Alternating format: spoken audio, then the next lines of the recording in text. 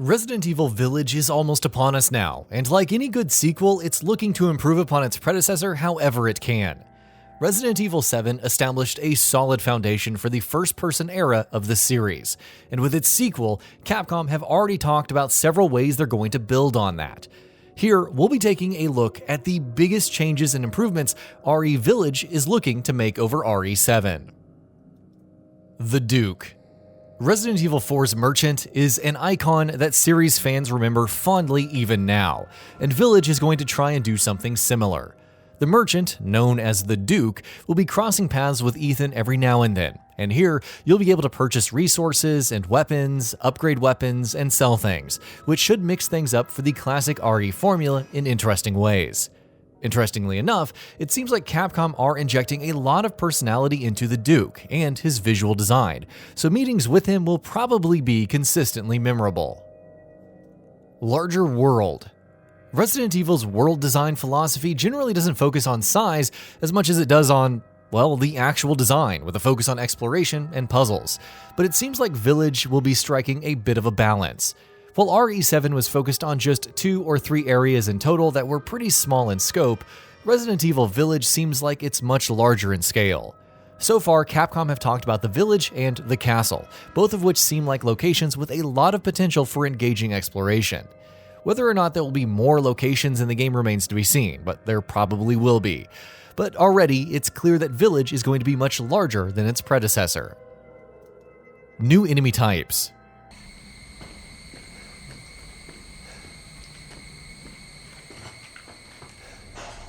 Enemy variety was one of Resident Evil 7's biggest issues.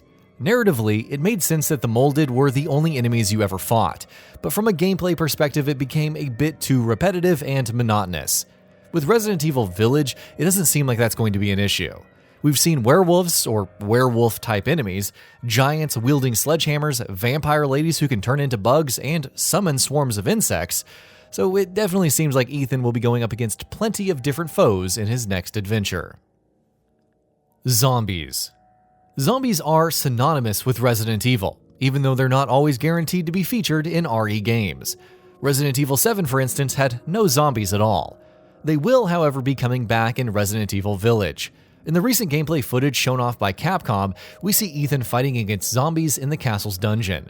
What's even more interesting is that these zombies can wield weapons like swords, which should make encounters against them much more interesting.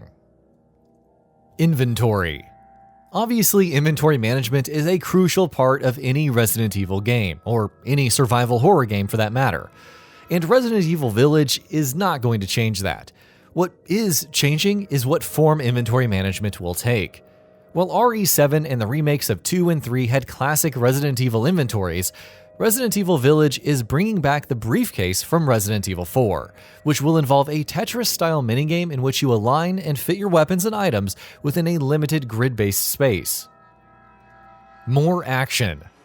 Alternating between horror and action and finding the balance between the two is something that's defined Resident Evil for as long as it's been around. Resident Evil 7 was almost completely focused on horror, but with Village it seems like Capcom are upping the ante where action is concerned. Given the series' history, it goes without saying that many fans are going to be concerned about that, but so far it doesn't seem like Village is going to be too focused on action. As long as the game emphasizes puzzles and exploration more than explosive set-piece moments, a larger focus on action shouldn't be much of an issue. Besides, Village's more action-oriented nature certainly aligns with the pattern Resident Evil has followed. In its fixed camera era, Resident Evil 2 was more action-oriented than the first game. In the third-person era, Resident Evil 5 was much more action-oriented than RE4 was. Seeing that pattern now followed in the series' first-person era doesn't really come as much of a surprise. Melee. Your primary means of engaging with enemies in Resident Evil Village is obviously going to be by shooting weapons at them, but it seems like the melee side of combat will be more of a focus here. Guarding against incoming attacks was a thing in Resident Evil 7 as well, but Capcom have said that it's going to be a much more important part of the game in Village. On top of that, Ethan can now also push back enemies to create more room for himself in situations that demand crowd management, which is definitely a new mechanic. No, there's no suplexes and roundhouse kicks like there was in Resident Evil 4, but melee is still looking like it'll be emphasized more than it was in RE7. VR. Being able to play the entirety of Resident Evil 7 in virtual reality was an astounding experience. Exploring the Baker residence and examining all of the environments in the game up close was a perfect foil for the game's first-person nature, and served to heighten the horror factor greatly. So far, it doesn't seem like Resident Evil Village will support VR.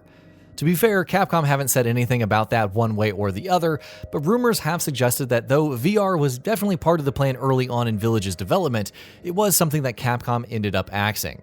It's a real shame too, because we would have loved to play another RE game entirely in VR.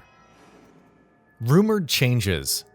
There's been no shortage of unconfirmed rumors about Resident Evil Village over the past few months, many of which have come from very credible sources. A couple of them are particularly exciting.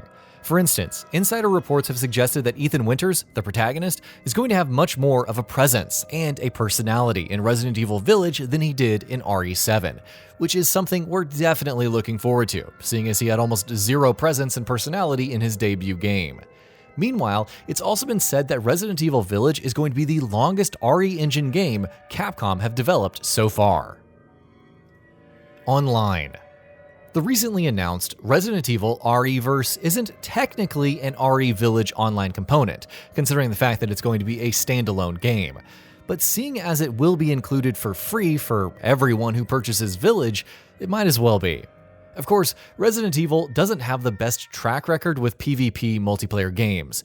Even the recent Resident Evil Resistance was mediocre at best, and it wasn't at its very best often. And I'm sure most fans would have preferred another Mercenaries mode or a new Outbreak game. Either way, here's hoping RE-verse surprises us and turns out to be a better game than most people are expecting it to be. Chris? Sorry, Ethan.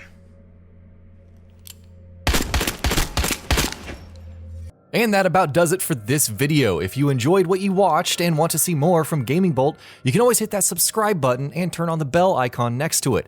That way you will never miss any of our videos.